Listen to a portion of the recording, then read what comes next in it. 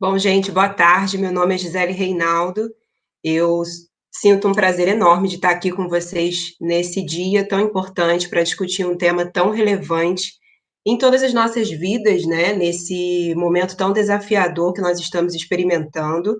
Eu aqui hoje o meu lugar de fala é como professora de pedagogia da Unicarioca, num projeto de engajamento que nós criamos da Unicarioca com a sociedade, ou seja, nós estamos buscando falar diretamente com a sociedade, por isso esse projeto se intitula Pedagogia e Sociedade, mas a minha trajetória com a educação, ela existe há muito tempo, só me apresentando para vocês, eu sou formada em Letras, Português e Espanhol pela FRJ, em Pedagogia pela UERJ, especialista em literatura brasileira pela UERJ, mestre e doutora em letras neolatinas pela UFRJ, e agora estou começando um segundo doutorado ainda dentro da área de ciência da literatura, mas o meu lugar de fala aqui hoje é como pedagoga e como docente que forma alunos em pedagogia, embora vocês perceberam que esse tema, aprender em tempos de Covid 2019, desenvolvendo habilidades socioemocionais, na verdade ele dialoga com todos nós, com seres humanos em geral, naquilo que nos une e não naquilo que nos diferencia, ou seja, na nossa humanidade, na nossa vulnerabilidade, na necessidade que nós temos nesse momento de gerenciar as emoções, construindo competências, habilidades socioemocionais. Eu quero começar pensando esse título quando a gente coloca aí o verbo aprender. Por que aprender?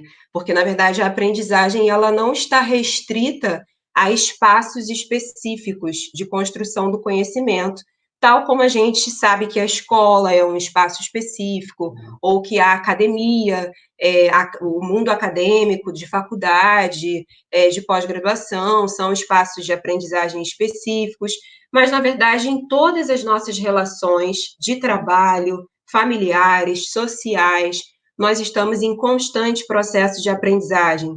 E, inclusive, quando a gente pensa na aprendizagem para o autoconhecimento.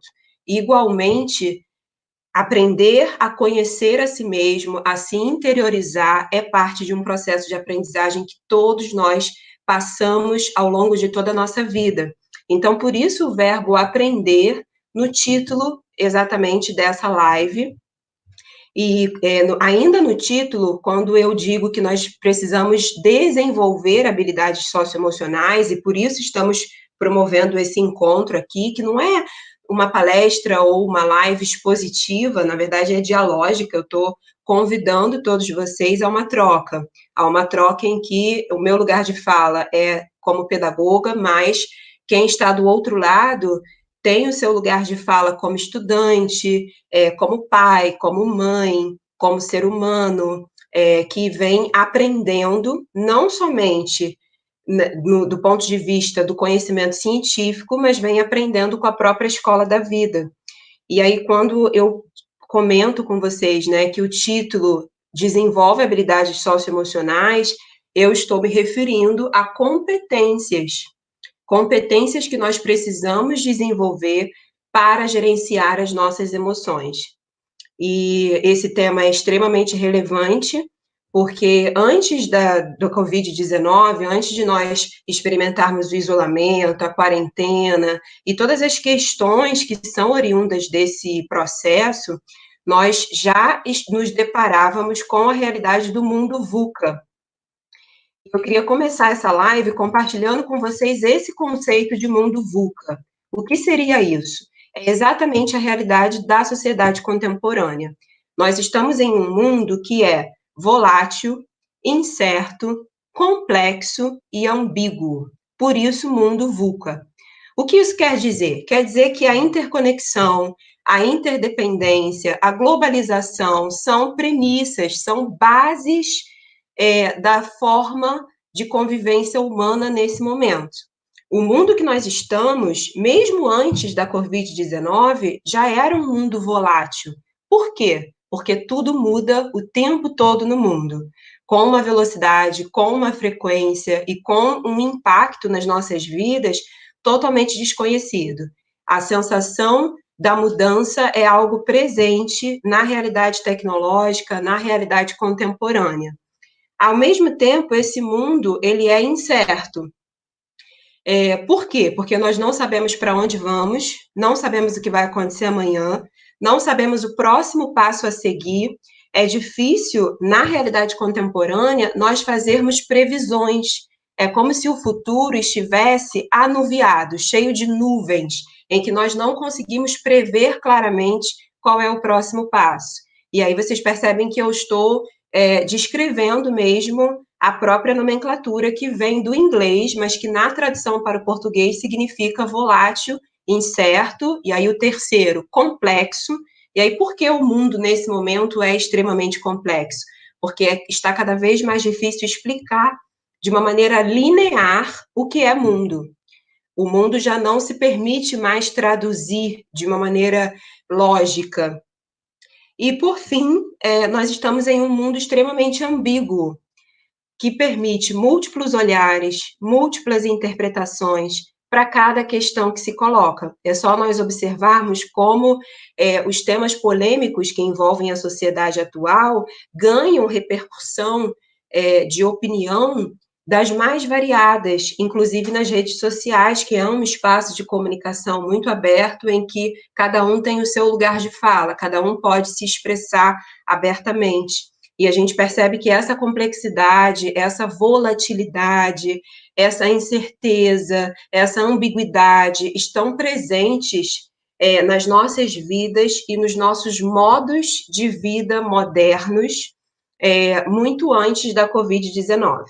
Quando nós nos deparamos com o coronavírus, com a realidade do isolamento social, da quarentena, digamos que nós colocamos em relevo mais do que nunca, a necessidade de construir formas de gerenciar as emoções, ou seja, a necessidade de desenvolvermos competências socioemocionais. Por quê? Primeiro porque a realidade da quarentena e do isolamento social, a iminência de perdas geradas por isso, perdas no sustento financeiro, perdas na saúde, a iminência da morte, e aí a gente não está se referindo apenas a uma morte natural de uma vida que foi vivida plenamente. A gente está se referindo, inclusive, a mortes súbitas, mortes por falta de empatia, mortes por negligência do outro, mortes vinculadas à injustiça social, em que o outro não se protegeu, e aí então eu sou atingido pela decisão do outro, e a própria sensação de impotência diante da iminência da morte. Nós estamos vivendo também um processo de muita sensação de vulnerabilidade, e nós não fomos, em educação, inclusive na educação escolar, treinados para acolher socioemocionalmente a nossa vulnerabilidade. A vulnerabilidade, socioculturalmente e historicamente, está associada na sociedade contemporânea à fragilidade, e essa fragilidade como algo negativo, em que eu me sinto fraco se eu for vulnerável, se eu estiver aberto ao outro, se eu não utilizar de jogos emocionais, mas se eu me interiorizar e me deixar ver pelo outro. Nós não fomos treinados a sermos vulneráveis, a assumirmos as nossas imperfeições e as nossas fraquezas como um ato de coragem. A coragem associada à vulnerabilidade não é comum a nós, enquanto cidadãos e enquanto pessoas nessa sociedade moderna, pensando na realidade do mundo ocidental. E a vulnerabilidade, ela se tornou inevitável diante desse processo de quarentena, diante desse processo de isolamento social, porque nós nos deparamos necessariamente, e todos nós, foi um processo bastante democrático, que não fez distinção entre ricos e pobres, entre etnias, entre redes de poder.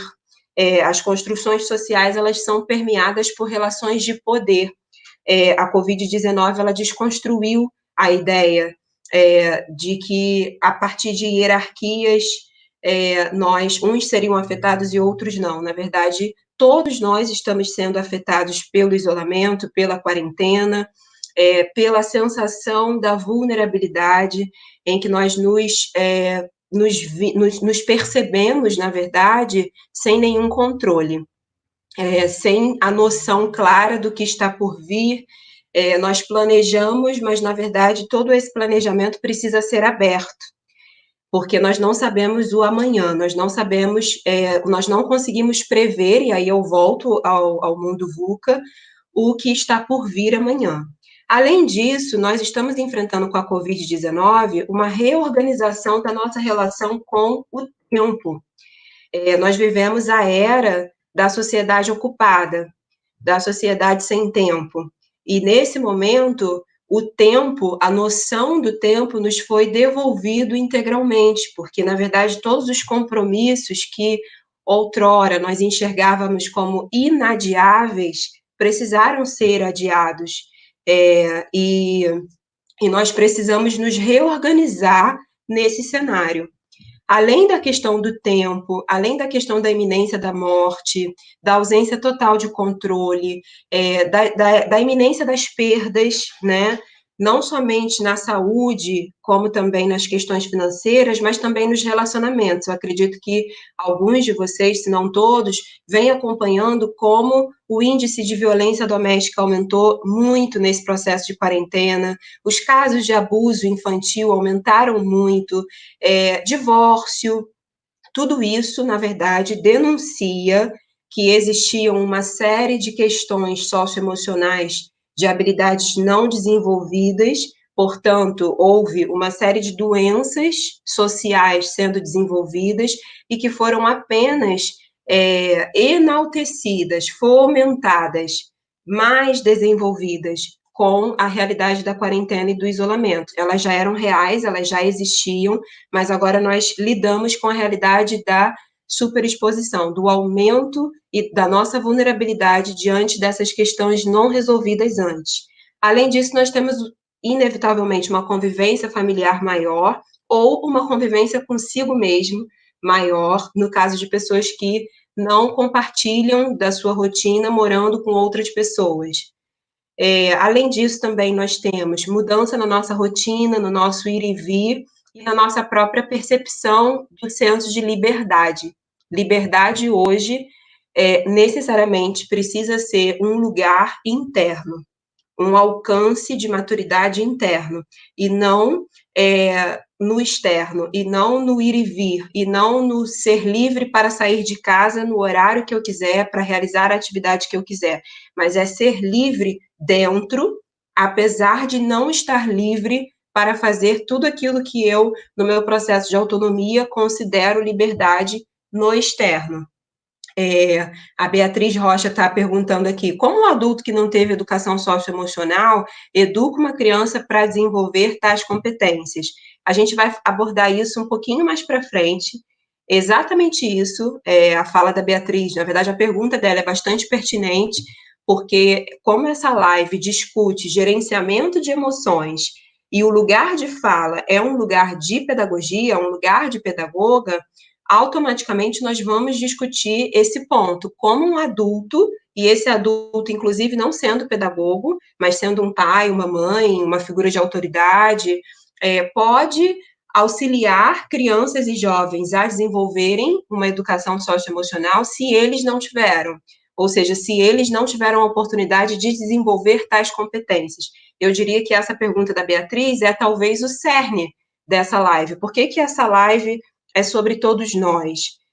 Porque todos nós estamos lidando com cada aspecto desse que eu trouxe, tanto da realidade do mundo VUCA, quanto da realidade de estarmos em isolamento e em quarentena, e necessariamente todos nós, exceto os profissionais que cumprem serviço social, mas que quando regressam a casa, de qualquer forma, lidam com outros entes queridos, com outras figuras que estão vivendo todo esse processo de isolamento e de quarentena.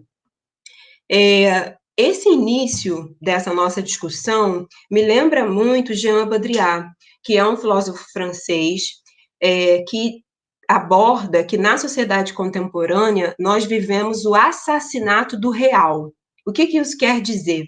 Quer dizer que nós trocamos o real por um excesso de realidades, por uma ilusão nessa sociedade do cansaço, nessa sociedade da performance e, sobretudo, nesse mundo de positividades.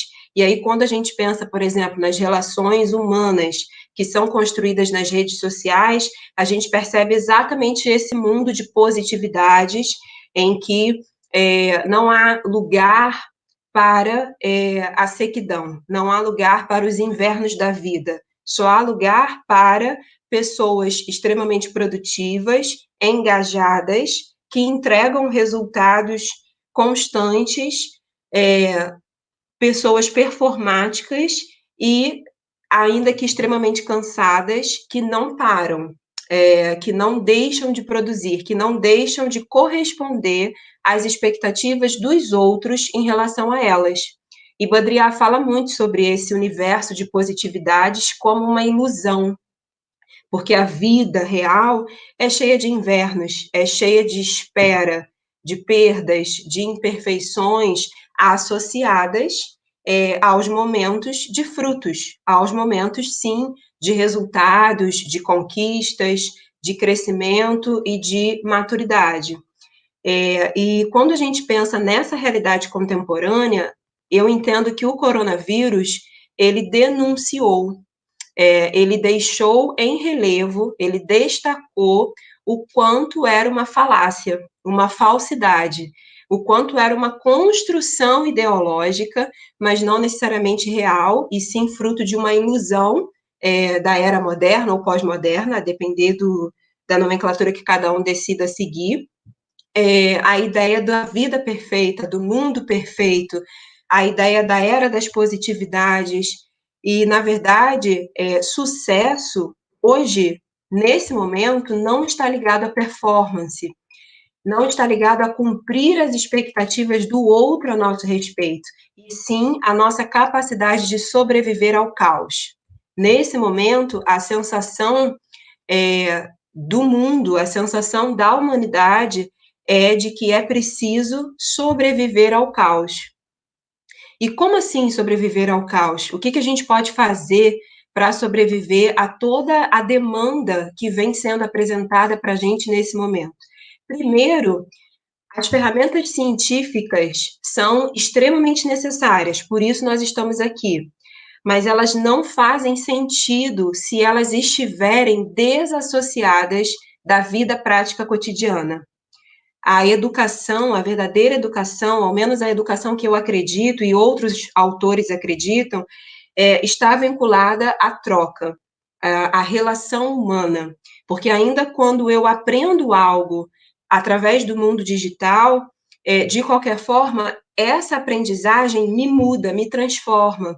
E quando eu mudo, então eu consigo mudar o entorno. Não porque eu mudo o outro, mas porque eu mudo a mim mesmo. Então, ainda quando nós aprendemos algo, lidando diretamente com o conteúdo científico, de uma maneira isolada, sem a troca direta com outros seres humanos, de qualquer forma, esse conteúdo nos transforma e passa a fazer parte daquilo que somos. E ao fazer parte daquilo que somos, automaticamente transforma o outro. Faz diferença na vida do outro, porque impactou a minha vida e passou a ser aquilo que eu sou. E aquilo que eu sou é que se relaciona com o próximo, é que se relaciona com o outro. Então, nesse momento, mais do que nunca, nós precisamos pensar qual é o verdadeiro papel da educação. Qual é o verdadeiro papel da educação durante o período da pandemia, durante as demandas socioemocionais do coronavírus, durante esse período tão desafiador compartilhado por todos nós? A primeira questão é buscar, sim, ferramentas científicas e acadêmicas, mas entendendo que a educação precisa ser problematizadora e denunciadora. O que isso quer dizer? Quer dizer que a educação serve para satisfazer as demandas relacionais, serve para satisfazer as demandas internas do ser humano. É o que a gente chama de formação integral do ser, Ou seja, não é uma educação que te ensina apenas técnicas, que te ensina a parte técnica de ler e escrever, por exemplo, mas é uma educação que te ensina a função social daquilo que foi aprendido e daquilo que foi absorvido. Ou seja, nós estamos aqui pensando educação vinculada ao desenvolvimento de habilidades socioemocionais. É uma educação que une as ferramentas científicas sem abortar, sem invalidar o conhecimento empírico, que não valoriza só o conhecimento acadêmico, mas valoriza também o conhecimento empírico. E o que seria o conhecimento empírico? A escola da vida. Aquilo que aprendemos com os nossos erros, com os erros dos outros, a dor como uma forma de aprendizagem, como uma forma de crescimento, a ideia de que nós somos inteiros em educação quando nós construímos a verdadeira autonomia. E para construir a verdadeira autonomia, não basta a memorização, não basta a aprendizagem técnica de determinados conteúdos, seja na escola, seja fora dela, é preciso desenvolver plenamente o nosso eu, desenvolver plenamente o nosso ser. E nós desenvolvemos isso, na relação da troca com o outro, e dois, na relação que estabelecemos conosco, com o nosso próprio autoconhecimento. E sempre unindo o conhecimento técnico-científico às habilidades socioemocionais, ou seja, ao gerenciamento das emoções na convivência social. Hoje, quando a gente pensa quais são os objetivos da educação, a gente pensa em formar sujeitos autônomos, críticos, livres, abertos à mudança e, principalmente, sujeitos capazes de intervir em processos de transformação no mundo. Ou seja, a educação existe para que cada um de nós, enquanto sujeito, sejamos agentes de transformação, agentes de mudança na sociedade. E como ser agentes de mudança na sociedade sem gerir as nossas próprias emoções, sem conseguir lidar com os desafios da vida com assertividade. É sobre isso que nós estamos discutindo aqui. Eu queria citar para vocês um texto chamado Gaiolas e Asas, de Rubem Alves, em que, na verdade, ele está abordando no texto a realidade da escola, mas que eu acredito que seja, de uma forma mais ou menos crônica, os mesmos cenários que nós estamos enfrentando nas nossas casas hoje, nessa realidade de isolamento social.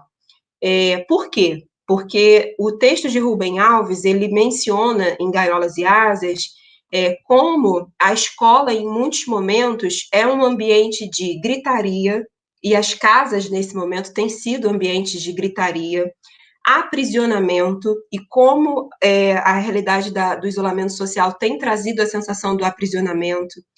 É um lugar, às vezes, de desafeto, de desrespeito, de violência física ou psicológica. E tudo isso existe na escola, porque a escola é o reflexo das enfermidades sociais, embora ela também carregue o paradoxo de ser a instituição que pode mudar essa realidade social, mas ela reflete, porque na medida em que isso existe na sociedade, em que a violência física e psicológica existe na sociedade, isso inevitavelmente vai estar na escola. E hoje, nesse momento, já não está na escola enquanto instituição, enquanto espaço físico, mas está nas nossas casas. A sensação da repressão, da criticidade aguda, de doenças psicossomáticas. E aí, o que são doenças psicossomáticas? São as doenças da alma manifestas no corpo, como, por exemplo, transtornos de ansiedade, depressão, síndrome do pânico, tudo isso é doença psicossomática. São doenças geradas por uma alma, por uma criança ferida, não curada e não tratada. Além disso, as nossas casas hoje, em muitos momentos, refletem o medo, a ansiedade, a angústia, a escassez de recursos financeiros, emocionais, para lidar com tudo isso que vem acontecendo, inclusive com o próprio aumento da convivência nas relações interpessoais. Outra questão que a gente percebe que existe na escola e tem existido nas nossas casas é um excesso de burocracia.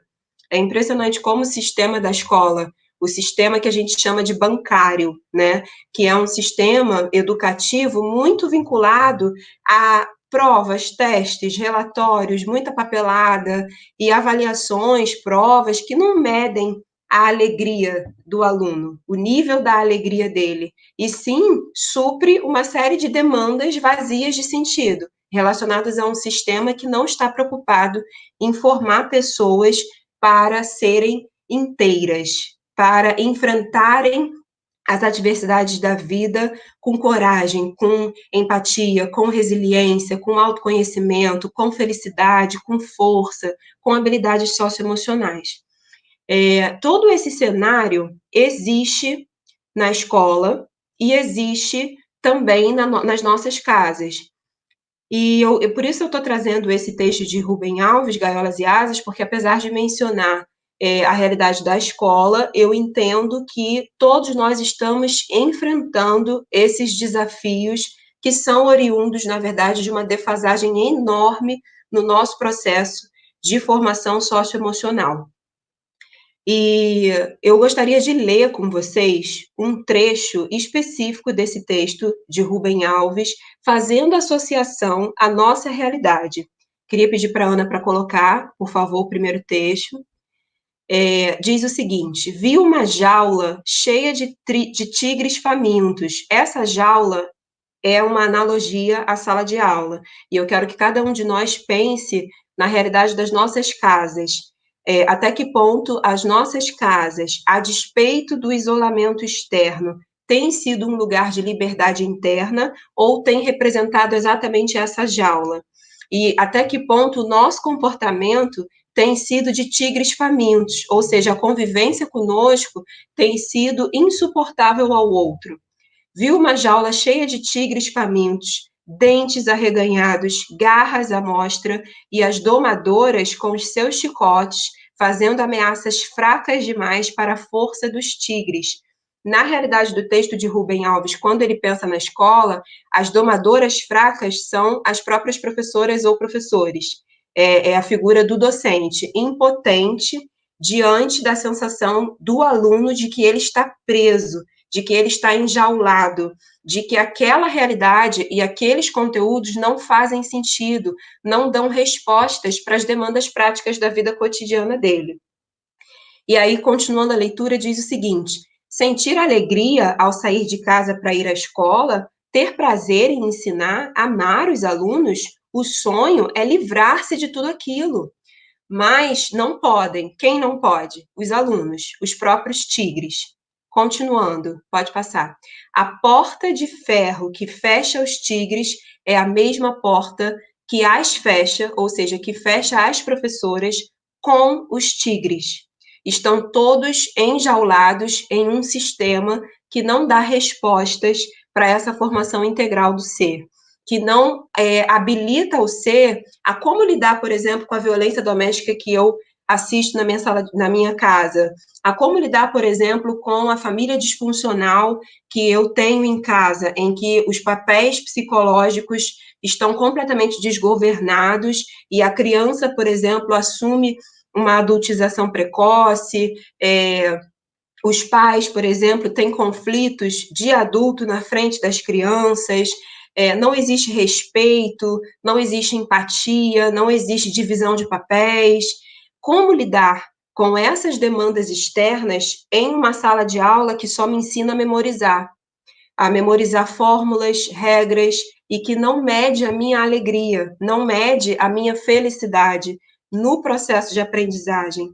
Esse trecho de Rubem Alves discute a escola, mas eu entendo que ele é muito pertinente para esse momento que nós estamos vivendo. Será que o verdadeiro vírus é o vírus apenas da área da saúde, ou seja, afeta apenas a nossa saúde, embora apenas nem seja a melhor expressão? Na verdade, reformulando, será que esse vírus é um vírus que afeta o corpo, ou o vírus da nossa mente, o vírus da nossa falta de habilidade para lidar com toda a falta de controle, com toda a vulnerabilidade, com toda a mudança de rotina, com toda a convivência com o outro, com as nossas doenças emocionais não tratadas, tem sido o grande desafio, ou tão desafiador quanto a realidade em si do coronavírus. Esse texto ele nos ajuda a fazer uma analogia mesmo, porque, inclusive, há um momento do texto em que Rubem Alves diz que pássaros engaiolados são pássaros sob controle. E, de certa forma, nós, em muitos momentos, podemos nos sentir engaiolados em caso de que a gente não consiga encontrar esse lugar de liberdade, que é a verdadeira educação dentro de nós. Só que a educação, ela ensina, ela promove o voo, ela não deve cortar as asas. E quando a gente pensa na realidade que nós estamos vivendo, como a gente conseguiria fomentar o voo, em vez de cortar as asas? E isso faz com que eu volte, por exemplo, à fala da Beatriz, lá no início, quando ela pergunta como um adulto pode ajudar uma criança a desenvolver habilidades socioemocionais, se ele, inclusive, não teve essa formação, não tem um histórico disso. Nietzsche fala muito sobre caixa de brinquedos e caixa de ferramentas, que a verdadeira educação se resume em dois aspectos: brinquedos e ferramentas. Ferramentas é tudo aquilo que eu uso para enfrentar os problemas do mundo, os problemas da vida. E brinquedos é tudo aquilo que, não sendo ferramentas, traz prazer e alegria para a alma. O que isso quer dizer? O que poderia ser ferramenta para nós, nesse momento, como uma maneira de nos ajudarmos a construir habilidades socioemocionais? Primeiro, a afetividade. Não existe crescimento, não existe maturidade sem afeto. Edgar Morin, por exemplo, que é um filósofo francês, diz que o desenvolvimento da inteligência, e nós temos muitas inteligências, é inseparável do mundo da afetividade. Então, muito mais eficaz do que, por exemplo, nesse momento tão desafiador de coronavírus, de mundo VUCA, de tantas incertezas, de enclausuramento físico, do que promover um excesso de regras, um excesso de criticidade, exercícios excessivos, por exemplo, como muitas escolas estão mandando para casa, para que crianças façam, nesse processo em que os pais acabam assumindo uma parceria muito mais direta como docentes, né, como professores dessas crianças, muito mais do que conteudismo, muito mais do que uma educação bancária. E o que isso quer dizer? Que só te ensina a técnica, que só te ensina a memorizar e não a pensar, e não a encontrar soluções internas para as dificuldades da vida. Muito mais do que isso, seria, nesse momento, nós usarmos esse ganho de tempo, esse ganho de uma nova rotina, o acolhimento da realidade de que nós não temos o controle de nada, para desenvolver afeto, relações baseadas na afetividade. E eu não me refiro só a afeto em relação ao outro, porque existem muitas pessoas que são maravilhosos para a sociedade, mas carrascos de si mesmos. São cruéis, são aquele adulto crítico de si mesmo, aquele adulto exigente, aquele adulto que não permite que o próprio eu cometa erros, não seja imperfeito, não acerte sempre, um adulto que diz para si mesmo palavras de pessimismo, palavras de crítica, um adulto que não se acolhe, não acolhe a própria criança interior, não acolhe as suas próprias imperfeições. Quando a gente pensa na relação tanto nossa com o outro, quanto nossa conosco nesse processo de isolamento, nós enxergamos, na verdade, uma grande oportunidade de nós mudarmos a maneira como nós gerenciamos as nossas próprias emoções e a maneira como nós permitimos que o desgoverno das nossas emoções impacte a relação com o próximo. O Tiago Barros está dizendo: até que ponto a educação formal pode se comprometer com a educação socioemocional na realidade brasileira. Na verdade, não existe, Tiago, educação real, formal, sem esse comprometimento com a educação socioemocional. É sobre isso a live.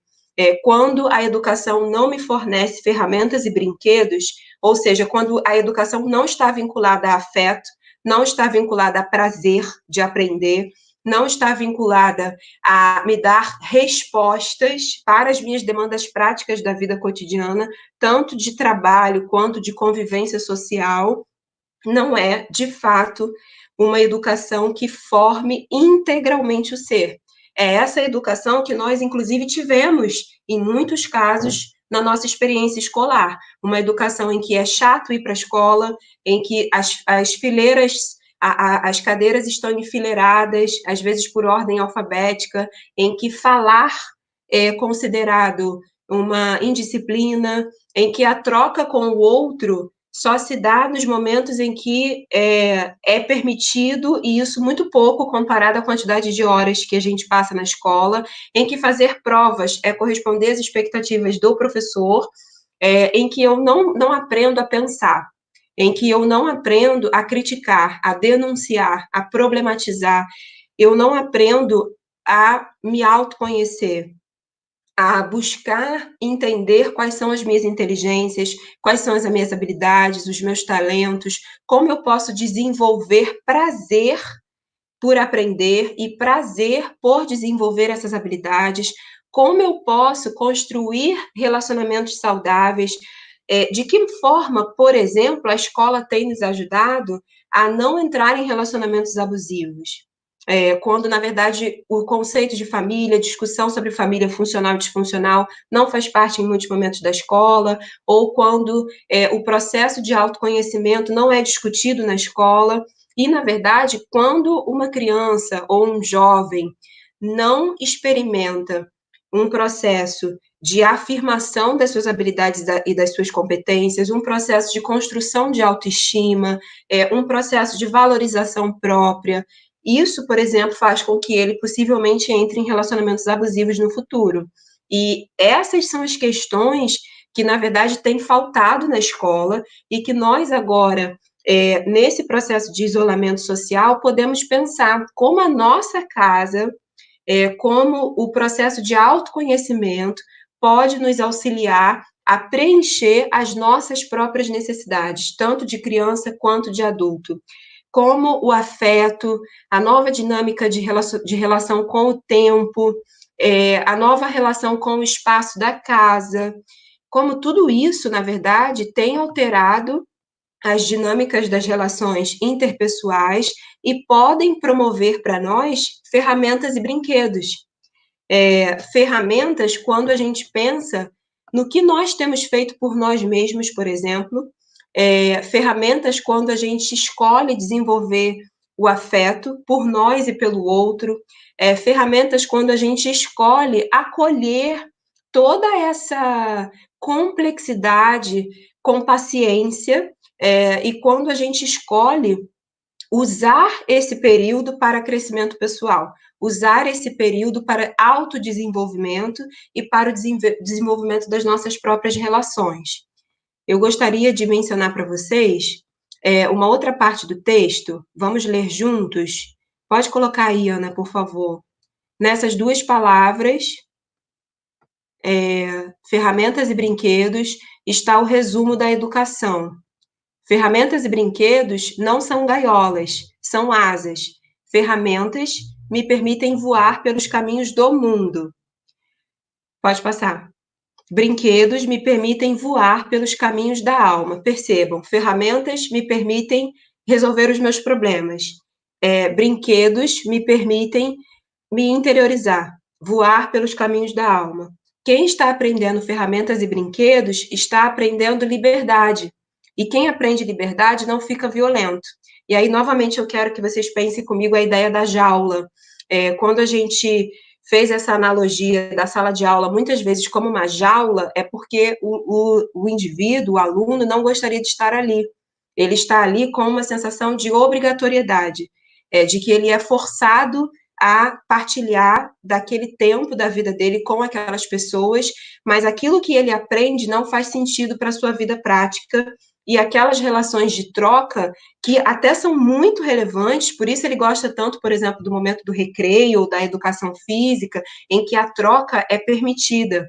Mas quando ele está enjaulado em sala de aula e as propostas pedagógicas não fazem sentido para ele, ele não vê sentido nisso, isso pode ser associado também a como nós convivemos com pessoas nesse momento e muitas vezes não construímos relações de intimidade com essas pessoas, não nos sentimos identificados com essas pessoas, ou como, por exemplo, nós estamos agora com tempo de sobra, mas não estamos usando esse tempo como um processo de autoconhecimento, como forma de reconhecer aquilo da minha alma que eu não alimentei durante todo esse tempo e que agora me é dada a oportunidade de fazê-lo. Essa é a verdadeira educação, é quando nós unimos ferramentas com brinquedos. E eu queria compartilhar com vocês, no último semestre, quem aqui for meu aluno vai se identificar com o que eu estou dizendo. No último semestre, eu recebi uma psicóloga chamada Milene Araújo nas minhas aulas, e ela compartilhou algo que eu queria divulgar aqui nessa live, nessa troca que nós estamos fazendo. É um conceito da psicologia que diz que condutas S geram atitudes A. O que seriam as condutas S? Serenidade, silêncio, sabedoria, sabor, sexo, sono e sorriso. E aí, fazendo uma analogia para a sua rotina nesse momento de isolamento. Você tem praticado serenidade, silêncio, sabedoria, sabor, experimentando coisas novas, sexo, sono de qualidade, sorriso. E essas condutas S geram as atitudes A. E aí a gente pode pensar, inclusive, em condutas S como emoções também. E atitudes A como comportamentos oriundos dessas condutas. Atitudes A seriam amor, ânimo, amizade, apreço e aproximação. Então, quando eu pratico serenidade, silêncio, sabedoria, sabor, sexo, sono, sorriso, eu gero como comportamento em mim mesmo amor, ânimo, amizade, apreço e aproximação. Por outro lado, e aí me chama muito a atenção essa próxima parte, condutas R geram sentimentos ou comportamentos D. O que seriam condutas R? Ressentimento, raiva, rancor, reprovação, repressão e resistência. Essas condutas R geram atitudes D. E o que seriam atitudes D? Depressão, desânimo, desespero e desolação. Quando a gente pensa no que Paulo Freire, por exemplo, defende, ele diz que educar é conscientizar.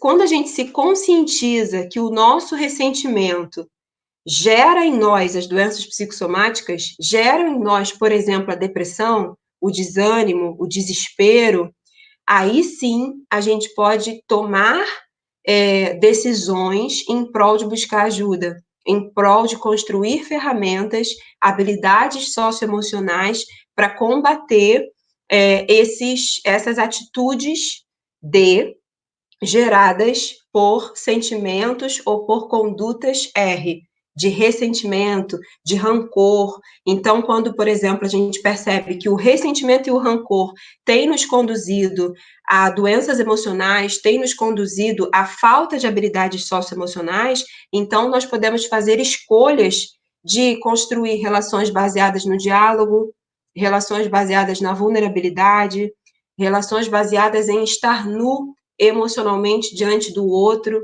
mas sem usar as fraquezas do outro contra ele em momentos oportunos, relações horizontais e não mais relações verticais, relações em que eu olho no olho, ainda que seja um pai ou uma mãe falando com uma criança, eu abaixo e desço ao nível dela e construo o diálogo. A Júlia está dizendo o seguinte: pode dar exemplo de como atingir esses temas básicos de identidade na prática com crianças? Sim. O primeiro exemplo que eu diria é comportamento. Os nossos comportamentos serão muito mais imitados do que aquilo que a gente diz. Então, precisa haver uma confluência, uma consonância, uma equiparação entre aquilo que eu digo e aquilo que eu faço. As crianças estão todo o tempo observando os seus modelos de aprendizagem e professores, pais, adultos, são as suas referências primeiras, né, até que ela construa autonomia suficiente para romper com possíveis crenças negativas, comportamentos não saudáveis que ela tenha absorvido simplesmente por observar, né? Então, a questão de que o seu comportamento caminhe junto com aquilo que se diz, né? A questão de estabelecer regras e não colocar em negociação à mesa essas regras quando elas forem promover brinquedos e ferramentas. Porque, na verdade, inclusive esse texto de Rubem Alves diz que se um professor perceber que aquilo que ele for ensinar não é brinquedo, ou seja, não traz prazer à alma, não traz alegria, não traz contentamento, não traz identificação, e, por outro lado, não é ferramenta, não ensina o aluno, o sujeito, a enfrentar as adversidades da vida, então é melhor que o professor não ensine isso. Isso serve para as relações com os pais, com os familiares. A família é a primeira experiência de correção psicológica do indivíduo e os pais precisam, reconhecer as suas vulnerabilidades, reconhecer as suas fragilidades, evitar desenvolver relações disfuncionais com as crianças, ou seja, gerando na criança uma sensação de insegurança emocional, porque não existem adultos que estejam no controle da situação.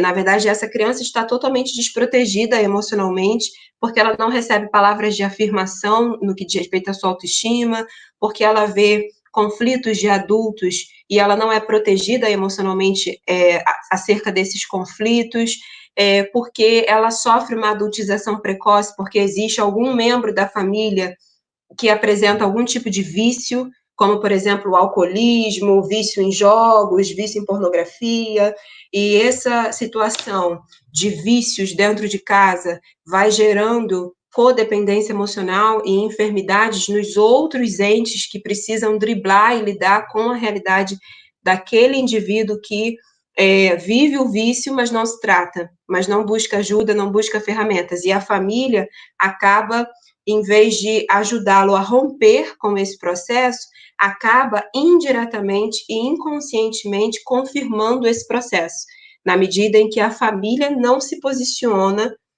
no seu real papel para neutralizar o espaço que esse indivíduo tem de promover esses vícios. Além disso, quando não existe relação de diálogo, quando os adultos, por exemplo, não desenvolvem com as crianças um processo de conscientização ética, ou seja, as regras são estabelecidas de uma maneira autoritária, sem nenhum tipo de negociação, sem nenhum tipo de conscientização, e sempre numa relação exageradamente vertical, sem nenhum tipo de horizontalidade, em que eu me coloque no lugar das crianças, as alcance no seu universo infantil e busque trazê-las para o diálogo, busque trazê-las para uma referência em que elas se sintam absolutamente seguras, porque existem adultos funcionais fazendo a sua parte. A Rosani está dizendo, Gisele, como proporcionar uma educação remota comprometida com uma educação socioemocional em um momento de caos social, onde existe uma enorme demanda de sofrimento? Muito boa pergunta. Por quê? Eu vou voltar em Baudrillard. Lá no início da minha fala, eu falei que era uma ilusão o mundo de positividades da era contemporânea. E um dos processos de maturidade que o coronavírus está provocando em nós é entender que o sofrimento é parte da vida. que o erro é parte do processo de crescimento, de aprendizagem. Quando a gente pensa na dinâmica da natureza, por exemplo, a natureza, na sua sabedoria, a árvore frondosa, ela sabe que ela vai enfrentar os invernos, a sequidão, e ela sabe que existe o período dos frutos, que existe o período de estar frondosa. E ela colhe ambos os ciclos como parte de um processo. Uma das ferramentas para que a gente desfrute dos brinquedos desse tempo é entender que o sofrimento e a dor é o que de fato gera emancipação no indivíduo, é o que de fato gera maturidade.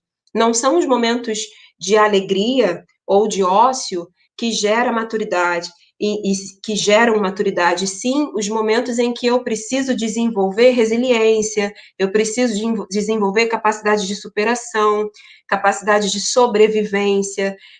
Então, por um lado, é preciso, Rosani, proteger as crianças que ainda não têm cognição suficiente para lidar no nível do adulto com a complexidade da vida e com o sofrimento, de sofrimentos excessivos, é preciso protegê-las de sofrimentos com os quais elas não consigam lidar. A criança não tem como absorver cognitivamente no mesmo nível do adulto o desafio, digamos assim, da vida.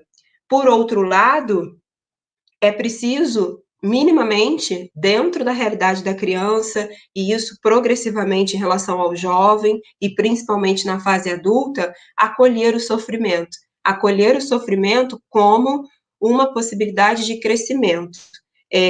Aquilo que eu não posso fazer no que diz respeito à Covid-19, como, por exemplo, sair de casa, não quer dizer que dentro, que no intra, tanto dentro do sujeito quanto no seu espaço físico, ele não possa construir um processo de maturidade que vá transformar totalmente tanto a ele mesmo quanto ao seu próprio entorno. E isso sim seria o resumo da educação. É quando nós unimos a capacidade de construir autonomia, de construir liberdade, de construir felicidade, de construir sensação de segurança emocional, mas tudo isso dentro de nós, a partir, inclusive, de um processo de autoconhecimento, de autoafirmação do meu valor, de buscar conhecer quais são as minhas habilidades e os meus talentos, o que eu gosto de fazer, quais são as minhas necessidades, o que eu preciso, porque, na verdade, somente nós podemos efetivamente suprir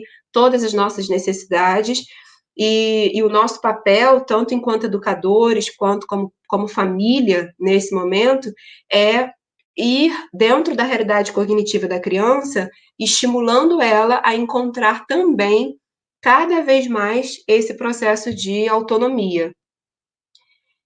Uma outra, vamos lá, o Diogo está dizendo o seguinte: quando a educação socioemocional vai entrar de fato no currículo escolar como disciplina obrigatória? É uma ótima pergunta, Diogo, porque a defesa que a gente vem fazendo aqui é que, na verdade, a educação socioemocional não é uma disciplina paradigmática separada do resto da educação. A educação socioemocional é pilar de todo o processo educativo. Então, na verdade, toda a troca simbólica e pedagógica que exista dentro e fora da sala de aula, em sociedade, ou o indivíduo com ele mesmo, o indivíduo em casa, deve ser permeado por educação socioemocional. Por exemplo, como lidar com a raiva? Toda raiva é negativa, a gente tende a entender a emoção raiva como negativa, mas na verdade existe a raiva assertiva, que é a raiva que me impulsiona a me proteger, é a raiva que o cérebro cria exatamente como um mecanismo de defesa, de estabelecimento de limites para o outro. E aí, nesse processo de coronavírus, como não sentir raiva? É impossível. Mas a gente pode tornar essa experiência da raiva, tanto quando ela é sentida por crianças, quanto como ela é sentida por adultos e por nós mesmos, um processo de aprendizagem, um processo de construção de autonomia, um processo de entender o que eu estou sentindo, acolher o que eu estou sentindo e como eu posso reagir diante daquilo que eu estou sentindo. Quanto mais nós desenvolvemos habilidades socioemocionais, mais peritos nós nos tornamos, tanto no processo de autoconhecimento, como de construção de relações saudáveis. Mas isso é verdadeiramente educação, ou seja, processo. Não existe uma cartilha pronta, mas também não existe educação fora desse processo, a verdadeira educação, a educação não mecanizada, a educação que não enxerga o ser humano como uma tábula rasa que eu preciso inserir conhecimentos técnicos que eu possuo e que ele não possui, mas uma educação que esteja comprometida a respeitar as experiências sociais, emocionais, as experiências, os conceitos éticos, as experiências que cada um de nós carrega na nossa janela de alma.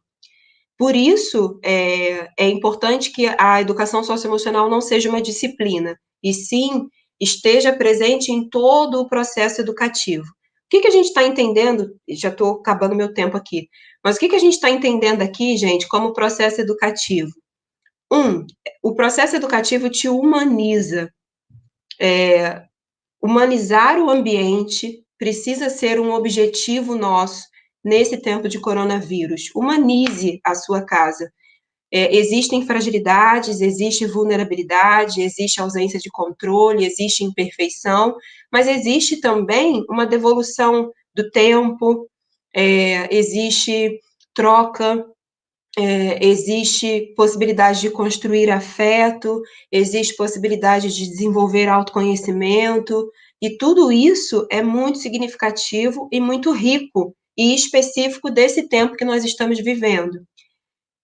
Uma outra questão que eu queria dizer para vocês, eu gostaria de sugerir agora nesse tempo final, claro, se houver mais perguntas podem ir mostrando aí, mas eu gostaria de sugerir, dentro desse tema de habilidades socioemocionais, que vocês assistam como uma forma de continuidade dessa live, desse tema, palestra, documentário, filmes que eu venho discutindo esse semestre em sala de aula com os meus alunos, permeando todas as disciplinas, exatamente pela pergunta do Diogo, de que as habilidades socioemocionais, elas não se restringem a uma discussão específica do campo da psicologia, por exemplo, mas, na verdade, ela é uma discussão pedagógica presente em todas as disciplinas e presente nas nossas casas, presente nas nossas relações. O primeiro, Ana, pode começar a projetar aí, por favor? É uma palestra da Brené Brown, está disponível na Netflix, quem tem acesso à Netflix, é uma palestra de 1h10, mais ou menos, extremamente emocionante, em que ela fala sobre um chamado à coragem ao título, mas ela fala sobre vulnerabilidade associada à a coragem de sermos imperfeitos, de termos falhas, e mesmo assim sermos dignos de amor, de sermos amados por quem somos, e não pelos parâmetros dessa sociedade performática, dessa sociedade vinculada a resultados, a entregas excessivas de resultados. Próximo. O filme Confiar. Eu venho trabalhando esse filme, gente, para discutir violência doméstica, abuso sexual infantil, abuso sexual gerado por essa interconexão cibernética, por essa era das novas tecnologias da comunicação e da informação. Qual é o papel da família, qual é o papel da escola nesse contexto? Como a gente pode dar ferramentas para que o brinquedo da internet seja um espaço de aprendizagem seguro, em que as nossas crianças e jovens não se machuquem, mas possam usar a internet como forma de crescimento, de emancipação, mas com consciência, com ferramentas suficientes para perceber os riscos dessa era tecnológica em que nós simplesmente dialogamos com pessoas do mundo inteiro e estamos suscetíveis à pedofilia, a crimes cibernéticos em geral. Próximo. Escritores da Liberdade é um filme incrível. Eu sempre trabalho nas disciplinas de literatura, mas, na verdade, é um filme riquíssimo para qualquer pessoa assistir, em qualquer contexto e em qualquer momento da sua vida, na verdade. É um filme que fala muito sobre a transformação que jovens que sofreram todo tipo de problemas relacionados à família disfuncional, desde todo tipo de violência, abuso, marginalidade, criminalidade, pobreza, tudo isso sofreram, na verdade não é nem pobreza, miséria mesmo, jovens que passaram por tudo isso e encontraram na educação o seu lugar de fala, tiveram, digamos que a sua voz, porque até então estavam à margem da sociedade, tiveram o seu direito à voz devolvidos através da educação e de uma educação transformadora, de uma educação que não esteja vinculada à memorização pela memorização ou ao sentimento de estar enjaulado em sala de aula, e sim ao sentimento real de desejar estar em sala de aula. Os alunos desse filme experimentam isso, e é sobre isso que nós estamos falando aqui. É sobre, na verdade, nós percebermos que nós não estamos enjaulados, mas nós estamos num momento muito rico de possibilidade de crescimento e de maturidade em todas as áreas da nossa vida. Próximo. Gênio Indomável é um filme incrível que está na mesma linha de Escritores da Liberdade. O personagem principal sofreu uma série de traumas infantis e, através da relação dele com o terapeuta, ele desenvolve habilidades socioemocionais e ele é um gênio, né? O título já diz. E aí eu queria chamar a atenção para uma coisa. Esse filme revela muito como a aprendizagem técnica isolada da aprendizagem socioemocional não resolve a questão da formação humana, porque ele, por exemplo, é um gênio em diversas áreas do conhecimento, mas ele não consegue desenvolver plenamente as suas inteligências porque falta a ele recursos socioemocionais em função dos traumas que ele experimentou na vida. Próximo. O Silêncio dos Homens. Gente, por favor, se vocês tiverem que escolher um só, vejam O Silêncio dos Homens. É um documentário incrível, está disponível gratuitamente no YouTube. Fala sobre a construção da masculinidade. Por que será que 95% dos encarcerados no Brasil hoje são homens? Por que será que homens cometem mais crimes? Será que a culpa é só dos homens? Será que as mulheres não têm nenhum tipo de participação nessa formação social? Como que se constrói a masculinidade? Como que se constrói o próprio machismo?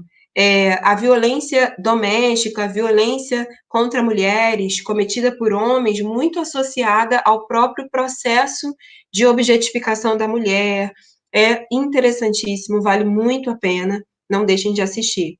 Próximo. Sociedade dos Poetas Mortos foi um outro filme que eu venho discutindo em uma das minhas disciplinas. Mostra muito o que eu trouxe em alguns momentos dessa nossa conversa aqui sobre a diferença entre uma educação técnica, que me ensina conteúdos formais desvinculados da vida prática cotidiana, ou de uma educação emancipatória, ou seja, de uma educação que me mude enquanto pessoa, de uma educação que dê respostas para as minhas questões globais como indivíduo. Próximo.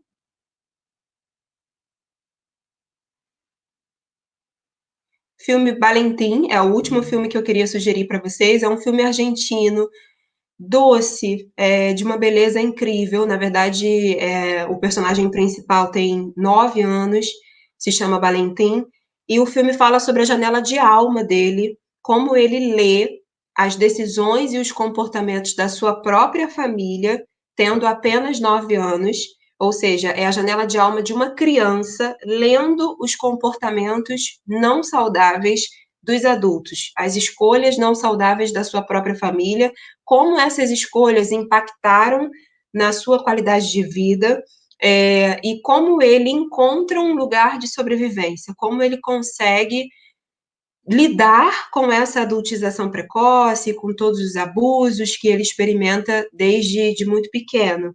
Ausência materna, enfim, vejam, assistam ao filme para não dar muito spoiler, mas vale muito a pena.